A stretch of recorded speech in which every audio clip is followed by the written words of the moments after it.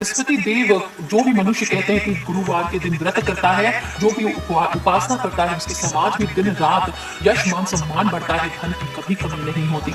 आज मैं आपको बताऊंगी एक इसी व्रत के बारे में। और आज की दुनिया में जब हमारे पास बहुत कम समय है, ऐसे में काफी लंबी पूजा के लिए सही समय नहीं निकल पाता, इसलिए किस तरह आसानी से आप इस व्रत को कर सकते हैं, कितने करने चाहिए, क्या महत्व है, कब से शुरू करना चाहिए और व्रत में क्या क्या नहीं करना चाहिए, क्या खाना चाहिए, उद्यापन कैसे करना चाहिए। सबसे पहले समझ लें कि लोगों को ये उपवास करना चाहिए। एक तो जिनकी कुंडलियों में बृहस्पति ग्रह कमजोर हो, जिनका विवाह नहीं हो पा रहा हो या वैवाहिक जीवन खराब हो, जिनको संतान संबंधी समस्याएं हो, जिनको पेट या मोटापे की समस्या हो और जिनको भी अपना आध्यात्मिक पक्ष मजबूत करना है, क्योंकि गुरु है इसलिए आध्यात्मिक पक्ष के लिए भी बहुत इंपॉर्टेंट होते हैं। बृहस्पतिवार को विष्णु भगवान और बृहस्पति देव दोनों की पूजा होती है, जिससे घर में सुख समृद्धि बनी रहती है। खासकर कुंवारी लड़कियां भी अगर इस व्रत को करती है, लड़के करते हैं, तो उनके विवाह में आने वाली रुकावटें दूर हो जाती है। कहा जाता है कि अगर आप एक वर्ष में गुरुवार का व्रत करते हैं तो आपका घर कभी भी रुपये पैसों की कमी नहीं होता, आपका पर्स कभी खाली नहीं होता। अग्नि पुराण में बताया गया है कि गुरुवार का व्रत अनुराधा नक्षत्र युक्त गुरुवार से आरंभ करके लगातार 7 गुरुवार करना चाहिए, या हो सके तो एक वर्ष में 16 गुरुवार व्रत करने चाहिए। इससे आपको मनोवांछित फल की प्राप्ति होती है। और व्रत पूरे करने के बाद जब भी करें 17वें गुरुवार को उद्यापन करना चाहिए। पूष या पौष का महीना छोड़कर दिसंबर या जनवरी में जो आता है, इसको छोड़कर आप इस व्रत को किसी भी माह के शुक्ल पक्ष के प्रथम गुरुवार से कर सकते हैं। शुक्ल पक्ष बहुत ही शुभ समय होता है कोई भी शुभ कार्य को शुरू करने का। व्रत के लिए आपको सामग्री बहुत ही कम चाहिए होती है। चने की दाल प्राय घर में होती है, थोड़े से गुड़, थोड़ी हल्दी चाहिए होती है, थोड़े से केले चाहिए होते हैं और एक उपला अगर हो सके तो हवन करने के लिए। वो भी जरूरी नहीं होता है भगवान विष्णु की फोटो या श्री सत्यनारायण भगवान की फोटो हो, केले का पेड़ हो तो बहुत ही अच्छा हो। तो बिल्कुल घर में जो चीजें होती है उससे आप थोड़े से लेकर के इस पूजन को कर सकते हैं। क्या करना चाहिए, समय से उठें, सूर्योदय के 2 घंटे के अंदर उठ करके स्नान करके आपको पीले रंग के वस्त्र पहनने चाहिए और पूजा के दौरान भी ये पीले रंग के वस्त्र पहनकर ही आपको पूजन करना चाहिए। स्नान करने के बाद सूर्य देव को, तुलसी माँ को जल अर्पित करें। शालिग्राम भगवान है तो उनको जल अर्पित करें और ध्यान रखें सूर्य देव को जो जल अर्पित करेंगे उस लोटे में एक चुटकी हल्दी आपको जरूर डालनी चाहिए। पूरा घर जल छिड़ककर पवित्र करें और भगवान विष्णु का ध्यान करके व्रत का संकल्प लें। और फिर इसके बाद भगवान को भी साफ करके उनको स्नान आदि कराना है। जो भी आप पीले रंग के वस्त्र, पीले फल, पीले फूल, ये उनकी भी पूजा में आपको प्रयोग करने चाहिए। पीले फूल हाथ में लेकर के 16 गुरुवार व्रत करने का या 7 गुरुवार व्रत करने का आपको संकल्प करना चाहिए। और अगर केले के पेड़ के सामने पूजा कर रहे हैं तो भी आपको ये संकल्प का जल उसमें छोड़ देना चाहिए। आजकल लोगों के घरों में घर छोटे होते हैं तो आमतौर पर घरों में केले का पेड़ नहीं होता, इसलिए आप चाहें तो किसी अपने घर के मंदिर में केले का वृक्ष रखें या फिर कहीं और आप जा करके जहाँ पे केले का वृक्ष हो वहां पर, या फिर सिर्फ विष्णु भगवान के सामने बैठकर इस व्रत को कर सकते हैं। एक लोटे में जल रख लीजिए और उसमें थोड़ी सी हल्दी डालकर भगवान विष्णु या केले के पेड़ की जड़ को स्नान कराइए। अब उसी लोटे में आप गुड़ और चने की दाल डाल के रख दीजिए और अगर आप केले के पेड़ की पूजा कर रहे हैं तो उस पर आपको चढ़ा देना है। भगवान का तिलक करें हल्दी से या चंदन से। पीला चावल हो ये जरूर चढ़ाएं और सफेद चावल नहीं चढ़ाए जाते, इस बात का ध्यान रखिए। घी का दीपक जलाइए और फल फूल पीले वस्त्र, चने की दाल के साथ ही मुनक्के भी चढ़ाए जाते हैं और घी का दीपक जलाकर आप फिर आरती करें। केले के पेड़ के पास अगर है तो वहीं बैठकर आपको व्रत की कथा करनी चाहिए और प्रसाद के रूप में केले ही चढ़ाना शुभ माना जाता है, लेकिन इन केलों को दान में ही दे देना चाहिए या बांट देना चाहिए, आपको नहीं खाना चाहिए प्रसाद। कथा के बाद उपले पे हवन करना चाहिए। गाय के उपले को गर्म करके उसमें घी डालिए और जैसे ही अपनी प्रज्वलित हो जाए उसमें हवन सामग्री के साथ गुड़ और चने की आहुति देनी होती है। 5, 7 या 11 ओम गुम गुरुवे नमः इस मंत्र के साथ हवन के बाद आरती कर लें और अंत में क्षमा प्रार्थना करें। पूजा पूरी होने के बाद लोटे में जो पानी है उसे अपने घर के आसपास के केले के पेड़ पर चढ़ा दीजिए। फिर शाम के समय फिर से आपको अगर हो सके तो बृहस्पतिवार की कथा सुननी चाहिए और ध्यान रखें इस दिन भोजन आपको बिना नमक का पीला भोजन ही करना चाहिए। भोजन में चने की दाल का प्रयोग किया जा सकता है और इस दिन आप केले के पेड़ की पूजा करते हैं, इसलिए गलती से भी केला नहीं खाना चाहिए। केवल पूजा में चढ़ा सकते हैं, प्रसाद बांट सकते हैं। अगर कोई गाय मिले तो उसे चने की दाल और गुड़ जरूर खिलाएं इस दिन, इससे बहुत पुण्य मिलता है। आप चाहें तो इस दिन विष्णु सहस्त्र नाम का पाठ करें, गीता के 11वें अध्याय का पाठ करें, ओम ब्रिंग बृहस्पते नमः इस मंत्र का आप ज्यादा से ज्यादा जप करें। सूर्यास्त के पहले ही पीला भोजन कर लें, ये उत्तम होता है। इस प्रकार से पूरी श्रद्धा भाव से व्रत करने पर व्यक्ति को गुरु ग्रह का दोष खत्म होता है, गुरु कृपा प्राप्त होती है और मनुष्य को सारे सुखों की प्राप्ति होती है। कुछ बातों का ध्यान भी रखना चाहिए। इस दिन आपको बालों में तेल नहीं लगाना चाहिए, बालों को धोना नहीं चाहिए, बाल नहीं कटवाने चाहिए, दाढ़ी नहीं बनवानी चाहिए, घर में पोंछा नहीं लगाना चाहिए, नमक का पोंछा स्पेशली बिल्कुल ना लगाएं। इस दिन कपड़े भी नहीं धोए जाते, धोबी को नहीं देने चाहिए और नमक और खट्टा नहीं खाना चाहिए। गुरु हमारे दाम्पत्य जीवन को भी सुखमय बनाता है, खासकर स्त्री वर्ग के विवाह और पुरुष की आजीविका की परेशानी, उसके करियर की परेशानी गुरु ग्रह ही दूर करते हैं। बहुत ही धार्मिक महत्व है, शुभ फल देने वाले हैं और कोई भी पाप ग्रह साथ में हो तो यही गुरु उसे अनिष्ट भी कर देते हैं। कुंडली में अगर गुरु की स्थिति कमजोर हो जाती है तो मनुष्य का झुकाव धार्मिक कार्यों से हट जाता है और शिक्षा आदि में असफल होने लगता है। आपको बताऊं, गुरुदेव प्रसन्न होते हैं, सकारात्मक फल देते हैं, लेकिन गलतियां इस दिन नहीं करनी चाहिए। एक तो आपको इस दिन अपने घर से कबाड़ बाहर नहीं निकालना चाहिए। घर में ईशान कुंड के स्वामी गुरु होते हैं और इसका संबंध सीधे सीधे घर के जो बच्चे होते हैं, नन्हे सदस्य होते हैं, स्पेशली जो बड़ा पुत्र होता है उससे रिलेटेड होता है। ये कोण धर्म और शिक्षा का कोण माना जाता है। ये दिन लक्ष्मी प्राप्ति का भी माना गया है और इस दिन लक्ष्मी नारायण की पूजा अगर एक साथ करते हैं तो जीवन में खुशियां आती है, अपार वृद्धि होती है, पति पत्नी के बीच में कभी भी दूरियां नहीं होती है, दिन दूनी रात चौगुनी धन बढ़ता है। जिन लोगों की भी कुंडली में गुरु ग्रह प्रबल होता है उससे उन्नति के रास्ते आसानी से खुलते हैं।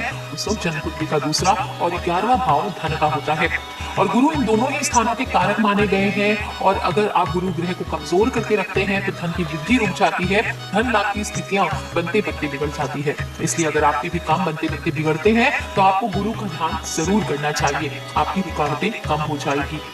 इस दिन फेशियल आदि भी करवाना और शरीर के बालों को साफ करना, मकड़ी के झाले साफ करना, उन कोनों की सफाई करना जिन कोनों की रोज सफाई नहीं होती वो भी नहीं करना चाहिए, इससे भी धन हानि होती है। पुरुष ये व्रत लगातार 16 गुरुवार कर सकते हैं, लेकिन महिलाओं या लड़कियां पीरियड्स हो जाती है वो नहीं कर सकती इसे, तो ध्यान रखना चाहिए जब ऐसा समय हो तो आपको स्किप कर देना चाहिए। मुश्किल दिनों में ये व्रत नहीं किया जाता है। व्रत के दौरान पूरे दिन का उपवास रखा जाता है और सूर्य ढलने के बाद भोजन किया जा सकता है। भोजन में पीली चीजें खाएं तो बेहतर है, लेकिन नमक ना डालें। प्रसाद के रूप में केले को अत्यंत शुभ माना जाता है, लेकिन व्रत रखने वाले को केला नहीं खाना चाहिए। इस दिन आपको बृहस्पति देव की कथा सुनना आवश्यक है। कुछ लोग कहते हैं कि हमने व्रत रखा है लेकिन कथा नहीं सुनते हैं, तो कथा सुनना जरूर चाहिए। पर कथा सुने बिना व्रत संपूर्ण नहीं माना जाता, उसका फल नहीं मिलता है। उद्यापन के एक दिन पहले ही वो 5 चीजें लाकर रख ले, चने की दाल, गुड़, हल्दी, केला, पपीता, पीला कपड़ा और अपनी सामर्थ्य के अनुसार दक्षिणा। फिर गुरुवार को जैसे आप हर समय व्रत करते हैं, गुरुवार को पूजा करते हैं, वैसे ही यथावत आप पूजा कर लीजिए, प्रार्थना कीजिए कि आपने संकल्प के अनुसार अपने व्रत पूरे कर लिए हैं और भगवान आपके ऊपर कृपा बनाए रखें। और आज आप पूजन का उद्यापन करने जा रहे हैं और पूजा में ये सारी सामग्री भगवान विष्णु को चढ़ाकर किसी ब्राह्मण को दान करके उनका आशीर्वाद लीजिए। दोस्तों, बृहस्पतिवार का व्रत करना और कथा सुनने से मनुष्य की सभी प्रकार की मनोकामनाएं पूर्ण होती है। जिनको संतान नहीं है, संतान की प्राप्ति होती है। जिनको धन की लालसा है, धन संपत्ति की प्राप्ति होती है। जिनका विवाह नहीं हो रहा, उनका विवाह जल्दी हो जाता है। परिवार में आर्थिक सुधार होता है, सुख शांति बढ़ती है, बुद्धि और शक्ति का वरदान प्राप्त होता है और सभी प्रकार के ग्रह दोष दूर होते हैं, सभी कष्ट दूर होते हैं, मनुष्य की मनोकामनाएं पूर्ण होती है। बृहस्पति देव ऐसे ही हैं, जैसे जिसके मन में कामनाएं होती है सभी को पूर्ण करते हैं। और जो भी मनुष्य सद्भावना पूर्वक बृहस्पतिवार का व्रत करता है, कथा सुनता, सुनाता है, पढ़ता है, दूसरों को सुनाता है, उसके बृहस्पति देव सभी मनोकामनाओं को पूर्ण करते हैं। आपको आरती भी जरूर करनी चाहिए और पूर्ण होने के बाद प्रसाद लेकर के ही आपको वहां से उठना चाहिए। हृदय से मनन करते हुए बृहस्पति देव का जयकारा बोलते हुए आपको व्रत को संपूर्ण करना चाहिए। कथा आरंभ करते हैं। बोलिए बृहस्पति देव की जय, गुरु महाराज की जय, विष्णु भगवान की जय। प्राचीन समय की बात है, प्रतापी तथा दानी राजा था। वो प्रत्येक गुरुवार को व्रत रखता और पूजन करता था कि उसकी रानी को अच्छा नहीं लगता, ना वह व्रत करती, ना ही किसी को एक पैसा दान में देती। राजा को भी ऐसा करने से मना किया करती थी। एक समय की बात है, राजा शिकार खेलने वन को गए। घर पर रानी और दासी थी। उस समय गुरु बृहस्पति साधु का रूप धारण कर राजा के दरवाजे पर भिक्षा मांगने आ गए। साधु ने रानी से भिक्षा मांगी तो वह कहने लगी, हे साधु महाराज, मैं इस दान और पुण्य से तंग आ गई हूँ। आप कोई ऐसा उपाय बताइए जिससे ये सारा धन नष्ट हो जाए तथा मैं आराम से रह सकूं। साधु रूपी बृहस्पति देव ने कहा, हे देवी, तुम बड़ी विचित्र हो। संतान और धन से कोई दुखी होता है क्या? अगर तुम्हारे पास धन अधिक है तो इसे शुभ कार्यों में लगाओ, जिससे तुम्हारे दोनों लोग सुधरे। परंतु साधु की बातों से रानी खुश नहीं हुई। उसने कहा, मुझे ऐसे धन की आवश्यकता नहीं है जिसे मैं अन्य लोगों को दान दूं तथा जिसको संभालने में ही मेरा सारा समय नष्ट हो जाए। साधु ने कहा, यदि तुम्हारी ऐसी इच्छा है तो जैसा मैं बताता हूँ तुम वैसा ही करना। बृहस्पतिवार के दिन घर को गोबर से लीपना, अपने केशों को पीली मिट्टी से धोना, केशों को धोते समय स्नान करना और पूजन करता था। कि उसकी रानी को अच्छा नहीं लगता, ना वह व्रत करती, ना ही किसी को एक पैसा दान में देती। राजा को भी ऐसा करने से मना किया करती थी। एक समय की बात है, राजा शिकार खेलने वन को गए। घर पर रानी और दासी थी। उस समय गुरु बृहस्पति साधु का रूप धारण कर राजा के दरवाजे पर भिक्षा मांगने आ गए। साधु ने रानी से भिक्षा मांगी तो वह कहने लगी, हे साधु महाराज, मैं इस दान और पुण्य से तंग आ गई हूँ। आप कोई ऐसा उपाय बताइए जिससे ये सारा धन नष्ट हो जाए तथा मैं आराम से रह सकूं। साधु रूपी बृहस्पति देव ने कहा, हे देवी, तुम बड़ी विचित्र हो। संतान और धन से कोई दुखी होता है क्या? अगर तुम्हारे पास धन अधिक है तो इसे शुभ कार्यों में लगाओ, जिससे तुम्हारे दोनों लोग सुधरे। परंतु साधु की बातों से रानी खुश नहीं हुई। उसने कहा, मुझे ऐसे धन की आवश्यकता नहीं है जिसे मैं अन्य लोगों को दान दूं तथा जिसको संभालने में ही मेरा सारा समय नष्ट हो जाए। साधु ने कहा, यदि तुम्हारी ऐसी इच्छा है तो जैसा मैं बताता हूँ तुम वैसा ही करना। बृहस्पतिवार के दिन घर को गोबर से लीपना, अपने केशों को पीली मिट्टी से धोना, केशों को धोते समय स्नान करना, राजा से हजामत बनाने को कहना, भोजन में मांस मदिरा खाना, कपड़ा गोभी के यहाँ धुल्ले डालना। इस प्रकार तुम 7 बृहस्पतिवार करोगी तो तुम्हारा सब धन नष्ट हो जाएगा। इतना कहकर साधु बने बृहस्पति देव अंतर ध्यान हो गए। साधु के कहे अनुसार करते हुए रानी को केवल 3 बृहस्पतिवार ही बीते थे कि उसकी समस्त धन संपत्ति नष्ट हो गई और भोजन के लिए परिवार तरसने लगा। एक दिन राजा रानी से बोला, हे रानी, तुम यहीं रहो, मैं दूसरे देश को जाता हूँ, क्योंकि यहाँ पर मुझे सभी जानते हैं, इसलिए मैं छोटा कार्य नहीं कर सकता हूँ। ऐसा कहकर राजा परदे वहां वह जंगल से लकड़ी काट कर लाता और शहर में बेचता। इस तरह वह अपने जीवन को व्यतीत करने लगा। इधर राजा के बिना रानी और दासी दुखी रहने लगी। एक समय जब रानी और दासियों को 7 दिन बिना भोजन के रहना पड़ा तो रानी ने अपनी दासी से कहा, हे दासी, पास ही के नगर में मेरी बहन रहती है, वह बड़ी धनवान है, तू उसके पास जा और कुछ लेकर आ ताकि थोड़े दिन गुजर बसर हो जाए। दासी रानी की बहन के पास गई। उस दिन बृहस्पतिवार था। रानी की बहन उस समय बृहस्पतिवार की कथा सुन रही थी और दासी ने रानी की बहन को अपनी रानी का संदेश दिया, लेकिन रानी की बहन ने कोई उत्तर नहीं दिया। तब दासी को रानी की बहन से कोई उत्तर नहीं मिला तो वह दुखी हो गई। उसे क्रोध भी आया और दासी ने वापस आकर रानी को सारी बात बता दी। सुनकर रानी ने अपने भाग्य को कोसा। उधर रानी की बहन ने सोचा कि मेरी बहन की दासी आई थी, परंतु मैं उससे नहीं बोली, इससे वो बहुत दुखी हुई होगी। और कथा सुनकर और पूजन समाप्त कर वह अपनी बहन के घर गई और कहने लगी, हे बहन, मैं बृहस्पतिवार का व्रत कर रही थी, तुम्हारी दासी गई, परंतु जब तक कथा होती है तब तक न उठते हैं न बोलते हैं, इसलिए मैं नहीं बोली। कहो दासी, क्यों आई थी? रानी बोली, बहन, हमारे घर अनाज नहीं था। ऐसा कहते कहते रानी की आंखें भर आई। उसने दासियों समेत भूखा रहने की बात अपनी बहन को बता दी। रानी की बहन बोली, बहन देखो, बृहस्पति देव भगवान सबकी मनोकामना को पूर्ण करते हैं। देखो, शायद तुम्हारे घर में अनाज रखा हो। यह सुनकर दासी घर के अंदर गई तो वहां उसे एक बड़ा घड़ा अनाज का मिल गया और उसे बड़ी हैरानी हुई, क्योंकि उसने एक एक बर्तन देख लिया था। उसने बाहर आकर रानी को बताया। रानी से कहने लगी, हे रानी, जब हमको अन्न नहीं मिलता तो हम व्रत ही तो करते हैं, इसलिए क्यों ना इनसे व्रत और कथा की विधि पूछ ली जाए, हम भी व्रत किया करेंगे। दासी के ऐसा कहने पर रानी ने अपनी बहन से बृहस्पतिवार व्रत के बारे में पूछा। उसकी बहन ने बताया, बृहस्पतिवार के व्रत में चने की दाल और मुनक्का से विष्णु भगवान का केले की जड़ में पूजन करें और दीपक जलाएं, पीला भोजन करें तथा कथा सुने। इससे गुरु भगवान बृहस्पति प्रसन्न होते हैं, मनोकामना पूर्ण करते हैं। व्रत और पूजन की विधि बताकर रानी की बहन अपने घर लौट गई और रानी और दासी दोनों ने ही निश्चय किया कि बृहस्पति देव भगवान का पूजन जरूर करेंगे। 7 रोज बाद जब बृहस्पतिवार आया तो उन्होंने व्रत रखा। घुड़साल में जाकर चना और गुड़ भूनकर खिलाई तथा उसकी दाल से केले की जड़ तथा विष्णु भगवान का पूजन किया। अब पीला भोजन कहाँ से लाए? दोनों बड़ी दुखी हुई, परंतु उन्होंने व्रत किया था, इसलिए बृहस्पति देव भगवान प्रसन्न थे। एक साधारण व्यक्ति के रूप में वे 2 थाली में सुंदर पीला भोजन लेकर आए और दासी को देकर बोले, हे दासी, यह भोजन तुम्हारे लिए और तुम्हारी रानी के लिए है, इसे तुम दोनों ग्रहण करना। दासी भोजन पाकर बहुत प्रसन्न हुई और उसने रानी को सारी बात बताई। इसके बाद से वे प्रत्येक बृहस्पतिवार को गुरु भगवान का व्रत और पूजन करने लगी। बृहस्पति भगवान की कृपा से उनके पास धन आ गया, परंतु रानी फिर पहले की तरह आलस्य करने लगी। तब दासी बोली, देखो रानी, तुम पहले भी इस प्रकार आलस करती थी, तुम्हें धन रखने में कष्ट होता था, इस कारण सब धन नष्ट हो गया। अब गुरु भगवान की कृपा से फिर से धन मिला है तो फिर से तुम्हें आलस्य होता है। बड़ी मुसीबतों के बाद हमने यह धन पाया है, इसलिए हमें दान पुण्य करना चाहिए। तुम भूखे मनुष्यों को भोजन कराओ, प्याऊ लगवाओ, ब्राह्मणों को दान दो, कुआं, तालाब, बावड़ी आदि का निर्माण करवाओ, मंदिर पाठशाला बनवाकर ज्ञान दो, कुंवारी कन्याओं का विवाह कराओ, अर्थात धन को शुभ कार्यों में खर्च करो, जिससे तुम्हारे कुल का यश बढ़े तथा स्वर्ग की प्राप्ति हो, पितर प्रसन्न हो। दासी की बात सुनकर रानी शुभ काम करने लगी, उसका यश फैलने लगा। एक दिन रानी और दासी आपस में विचार करने लगी कि न जाने राजा किस दशा में होंगे, उनकी कोई खोज खबर नहीं है। और उन्होंने श्रद्धा पूर्वक गुरु बृहस्पति भगवान से प्रार्थना की कि राजा जहां कहीं भी हो शीघ्र वापस आ जाए। इधर राजा परदेश में बहुत दुखी रहने लगा। वह प्रतिदिन जंगल से लकड़ी बीनकर लाता और उसे शहर में बेचकर अपना दुखी जीवन बड़ी कठिनता से व्यतीत करता। एक दिन दुखी होकर अपनी पुरानी बातों को याद करके रोने लगा और उदास हो गया। उसी समय राजा के पास बृहस्पति देव साधु के वेश में आकर बोले, हे लकड़हारे, तुम इस सुनसान जंगल में किस चिंता में बैठे हो, मुझे बतलाओ। यह सुनकर राजा के नेत्रों में जल भर आया और साधु की वंदना कर राजा ने अपनी संपूर्ण कहानी सुना दी। महात्मा दयालु होते हैं। वे राजा से बोले, हे राजा, तुम्हारी पत्नी ने बृहस्पति देव के प्रति अपराध किया था, जिसके कारण तुम्हारी यह दशा हुई है। अब तुम किस प्रकार की चिंता मत करो, भगवान तुम्हें पहले से अधिक दंड देंगे। देखो, तुम्हारी पत्नी ने बृहस्पतिवार का व्रत आरंभ कर दिया है। अब तुम भी बृहस्पतिवार का व्रत करके चने की दाल और गुड़ जल के लोटे में डालकर केले का पूजन करो और फिर कथा कहो या सुनो। भगवान तुम्हारी सभी मनोकामनाओं को पूर्ण करेंगे। साधु की बात सुनकर राजा बोला, हे प्रभु, लकड़ी बेचकर तो इतना पैसा नहीं आता कि जिससे मैं पूजन करने के बाद कुछ बचा सकूं। मैंने रात्रि में अपनी रानी को व्याकुल देखा है। मेरे पास कोई साधन नहीं है जिससे उसका समाचार मैं जान सकूं। फिर मैं बृहस्पति देव की क्या कहानी कहूं, यह भी मुझको मालूम नहीं। साधु ने कहा, हे राजा, मन में बृहस्पति भगवान का पूजन व्रत का निश्चय करो, वे स्वयं तुम्हारे लिए कोई राह बना देंगे। बृहस्पतिवार के दिन तुम रोजाना की तरह लकड़ियां लेकर शहर में जाना। तुम्हें रोज से दुगुना धन प्राप्त होगा, जिससे तुम भली भांति भोजन कर लोगे तथा बृहस्पति देव की पूजा का सामान भी आ जाएगा। जो तुमने बृहस्पतिवार की कहानी के बारे में पूछा वह इस प्रकार है।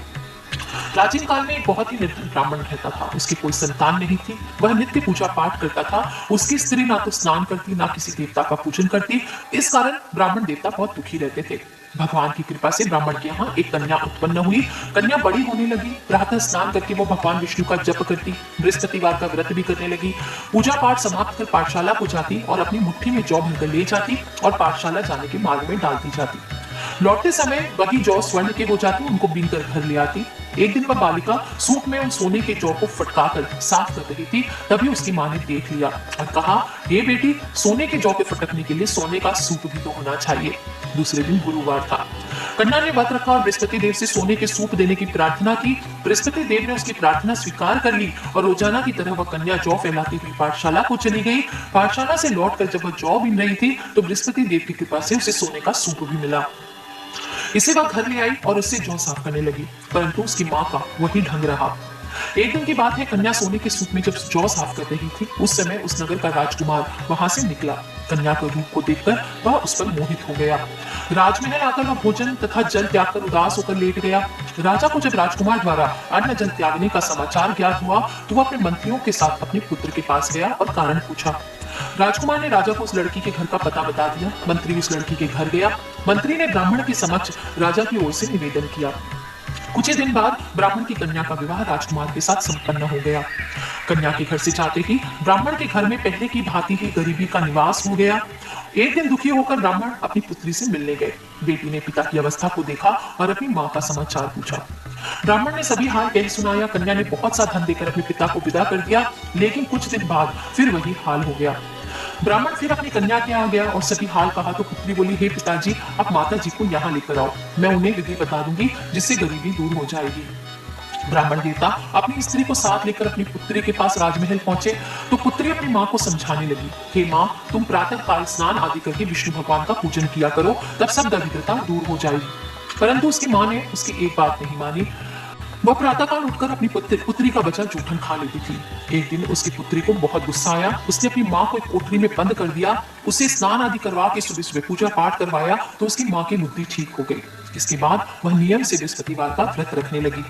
इस व्रत के प्रभाव से मृत्यु के बाद वह स्वर्ग को गई और ब्राह्मण भी सुखपूर्वक इस लोक को सुख भोग कर स्वर्ग को प्राप्त हुआ। इस तरह कहानी कहकर साधु देवता वहां से लोप हो गए। धीरे धीरे समय व्यतीत होने लगा। फिर बृहस्पतिवार का दिन आया। राजा जंगल से लकड़ियां काटकर शहर में बेचने गया और उस दिन उसे दूसरे दिनों से ज्यादा धन मिला। राजा ने चना गुड़ आदि लाकर बृहस्पतिवार का व्रत किया। उस दिन उसके सभी कलेश दूर हो गए। परंतु जब अगले गुरुवार का दिन आया तो वह बृहस्पतिवार का व्रत करना भूल गया। इस कारण बृहस्पति देव उससे नाराज हो गए। उस दिन उस नगर के राजा ने विशाल यज्ञ का आयोजन किया था तथा अपने समस्त राज्य में घोषणा करवा दी थी कि मेरे यहाँ भोजन करने आवे, किसी के घर चूल्हा न जले। उस आज्ञा को जो नहीं मानेगा उसको फांसी की सजा दे दी जाएगी। राजा की आज्ञा के अनुसार राज्य के सभी वासी राजा के भोज में सम्मिलित हुए, लेकिन लकड़हारा कुछ देर से पहुंचा, इसलिए राजा उसको अपने साथ महल में ले गए। जब राजा लकड़हारे को भोजन करा रहे थे तो रानी की दृष्टि उस खूंटी पर पड़ी जिस पर उसका हार लटका हुआ था। उसे हार खूंटी पर लटका दिखाई नहीं दिया और रानी को निश्चय हो गया कि मेरा हार इस लकड़हारे ने चुरा लिया है। उसी समय सैनिक बुलवाकर उसको जेल में डलवा दिया। लकड़हारा जेल में विचार करने लगा कि न जाने मुझसे कौन से पूर्व जन्म के कर्म है जो मुझे यह दुख प्राप्त हुआ और जंगल में मिले साधु को याद करने लगा। तत्काल बृहस्पति देव साधु के रूप में प्रकट हुए और कहने लगे, अरे मूर्ख, तूने बृहस्पति देवता की कथा नहीं की, इसी कारण तुझे दुख प्राप्त हुआ है। अब चिंता मत कर, बृहस्पतिवार के दिन जेल खाने के दरवाजे पर तुझे 4 पैसे पड़े मिलेंगे, उनसे तू बृहस्पति देव की पूजा करना, तेरे सभी कष्ट दूर हो जाएंगे।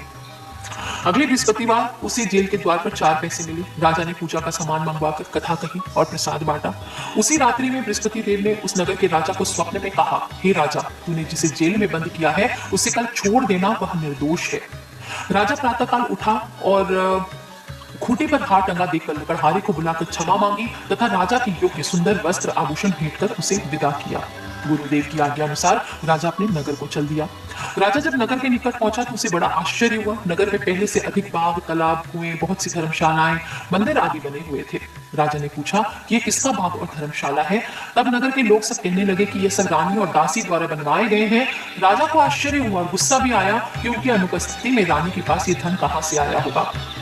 जब रानी ने यह खबर सुनी कि राजा आ रहे हैं तो उसने अपनी दासी से कहा, हे दासी, देख राजा हमको कितनी बुरी हालत में छोड़कर गए थे और वो हमारी ऐसी हालत देखकर लौट न जाए, इसलिए तू दरवाजे पर ही खड़ी हो जा।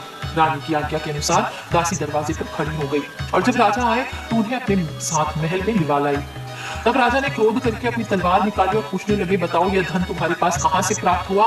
तब रानी ने सारी कथा कह सुनाई और राजा ने निश्चय किया कि मैं रोजाना दिन में 3 बार कथा कहा करूंगा तथा रोज व्रत किया करूंगा। अब हर समय राजा के दुपट्टे में चने की दाल बंधी रहती और दिन में 3 बार कथा कहता। एक रोज राजा ने विचार किया कि चलो अपनी बहन के यहाँ हो आऊं। इस तरह निश्चय कर राजा घोड़े पर सवार हुआ अपनी बहन के यहाँ चल दिया। मार्ग में उसने देखा कि कुछ आदमी एक मुर्दे को लिए जा रहे हैं। उन्हें रोककर कहने लगा, अरे भाइयों, मेरी बृहस्पति की कथा सुन लो। वे बोले, लो, हमारा तो आदमी मर गया और इसको अपनी कथा ही पड़ी है। परंतु कुछ आदमी बोले, अच्छा कहो, हम तुम्हारी कथा भी सुनेंगे। राजा ने दाल निकाली और कथा कहनी शुरू कर दी। जब कथा आदि हुई तो मुर्दा हिलने लगा और जब कथा समाप्त हुई तो राम राम करके मुर्दा खड़ा हो गया। राजा आगे बढ़ा, उसे चलते चलते शाम हो गई। आगे मार्ग में उसे एक किसान खेत में हल चलाता मिला। राजा ने उससे कथा सुनने का आग्रह किया लेकिन वह नहीं माना। राजा आगे चल पड़ा। राजा के हटते ही बैल पछाड़ खाकर गिर गए तथा किसान के पेट में दर्द होने लगा। उसी समय किसान की पत्नी रोटी लेकर आई। उसने जब देखा तो अपने पुत्र से हाल पूछा। बेटे ने सभी हाल बता दिया। गुड़िया दौड़ी दौड़ी उस घुड़सवार के पास गई और उससे बोली, मैं तेरी कथा सुनूंगी तो अपनी कथा मेरे खेत पर चलकर कहना। राजा ने लौटकर गुड़िया के खेत पर जाकर कथा कही, जिसके सुनते ही बैल खड़े हो गए। किसान के पेट का दर्द बंद हो गया। राजा अपनी बहन के घर पहुंचा। बहन ने भाई की खूब मेहमानी की। दूसरी रोज प्रातःकाल राजा जागा तो देखने लगा सब लोग भोजन कर रहे हैं। राजा ने अपनी बहन से जब पूछा, ऐसा कोई मनुष्य है जिसने भोजन नहीं किया हो तो मेरी बृहस्पतिवार की कथा सुन ले। बहन बोली, भैया ये देश ऐसा ही है, यहाँ लोग पहले भोजन करते हैं, बाद में कोई अन्य काम करते हैं। फिर वह एक कुम्हार के घर गई जिसका लड़का बीमार था। उसे मालूम हुआ कि उसके यहाँ 3 दिन से किसी ने भोजन नहीं किया है। तब रानी ने अपने भाई की कथा सुनने के लिए कुम्हार से कहा और वह तैयार हो गया। राजा ने जाकर बृहस्पतिवार की कथा उससे कही, जिसको सुनकर उसका लड़का ठीक हो गया। अब तो राजा की प्रशंसा होने लगी। एक दिन राजा ने अपनी बहन से कहा, हे बहन, मैं अब अपने घर जाऊंगा, तुम भी तैयार हो जाओ। राजा की बहन ने अपनी सास से अपने भाई के साथ जाने की आज्ञा मांगी। सास बोली, चली जा, परंतु अपने लड़के को मत लेकर जाना, क्योंकि तेरे भाई के कोई संतान नहीं होती। बहन ने भाई से कहा, हे भैया, मैं तो चलूंगी परंतु कोई बालक नहीं जाएगा। अपनी बहन को भी छोड़कर दुखी मन से राजा अपने नगर को लौट आया। राजा ने अपनी रानी से सारी कथा बताई और बिना भोजन किए शैया पर लेट गया। रानी बोली, हे प्रभु, बृहस्पति देव ने हमें सब कुछ दिया है, वे हमें संतान भी अवश्य देंगे। और उसी रात बृहस्पति देव ने राजा को स्वप्न में कहा, हे राजा, उठ, सभी सोच त्याग दे, तेरी रानी गर्भवती है। राजा को यह जानकर बड़ी खुशी हुई। 9वें महीने रानी के गर्भ से सुंदर पुत्र पैदा हुआ। तब राजा बोला, हे रानी, स्त्री बिना भोजन के रह सकती है परंतु बिना कहे नहीं रह सकती। जब मेरी बहन आए तो मुझसे कुछ मत कहना। रानी ने हाँ कर दी। जब राजा की बहन ने यह शुभ समाचार सुना तो बहुत खुश हुई और बधाई लेकर अपने भाई के यहाँ आई। रानी ने तब उसे आने का उलाहना दिया। जब भाई अपने साथ ला रहे थे तब टाल गई, उनके साथ न आई और आज अपने आप ही भागी भागी बिना बुलाए आ गई। तो राजा की बहन बोली, भाई मैं इस प्रकार न कहती कि तुम्हारे घर औलाद कैसे होती। बृहस्पति देव सभी की मनोकामनाओं को पूर्ण करते हैं। जो भी मनुष्य सद्भावना पूर्वक बृहस्पतिवार का व्रत करता है एवं कथा पढ़ता है, सुनता है और दूसरों को सुनाता है, बृहस्पति देव उसकी सभी मनोकामनाएं पूर्ण करते हैं, उनकी सदैव रक्षा करते हैं। जो संसार में सद्भावना से गुरुदेव का पूजन करता है, व्रत करता है सच्चे हृदय से, उसकी सभी मनोकामनाएं वैसे ही पूर्ण होती है जैसी सच्ची भावना से रानी और राजा ने बृहस्पति देव की कथा का गुणगान किया तो उनकी सभी इच्छाएं बृहस्पति देव ने पूर्ण की। अनजाने में भी बृहस्पति देव की उपेक्षा न करें, ऐसा करने से सुख शांति नष्ट हो जाती है। इसलिए सबको कथा जरूर सुननी चाहिए और सुनने के बाद प्रसाद लेकर जाना चाहिए। हृदय से मनन करते हुए जयकारा बोलना चाहिए। बोलिए श्री बृहस्पति देव की जय।